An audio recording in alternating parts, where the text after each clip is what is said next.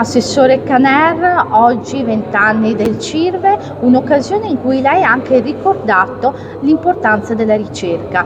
Come stiamo andando avanti in questo senso e cosa secondo lei bisogna fare in futuro per le nuove sfide che ci attendono?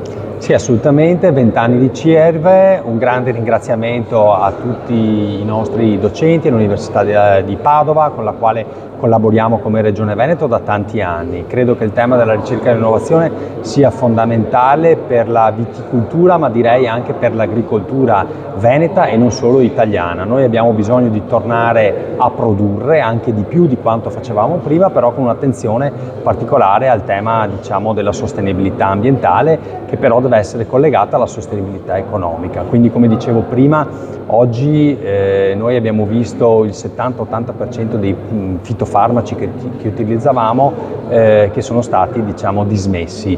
Questo purtroppo ha messo in difficoltà la nostra agricoltura perché non abbiamo un'alternativa sostenibile ma soprattutto efficace, e quindi io credo che la ricerca e l'innovazione da questo punto di vista possa fare di più, non solo nel trasferire le conoscenze al mondo agricolo, ma anche appunto a creare qualcosa di innovativo, di nuovo, di importante per il nostro mondo. Credo molto al tema delle TEA, delle tecniche di evoluzione assistita, che ci permetteranno di creare anche delle barbatelle, delle piante più resistenti da questo punto di vista, non soltanto, ripeto, in ambito vitivinicolo, ma penso anche nell'ortofrutta. Insomma, la ricerca e l'innovazione diventa fondamentale. La Regione investe tramite il CSR, abbiamo ben 6 progetti, 4 finanziati appunto dal CSR, 1 con Veneto Agricoltura e l'ultimo sulla flavescenza dorata, per cercare di risolvere questo problema dello Scaphoideus, questo insetto vettore che porta la malattia. Quindi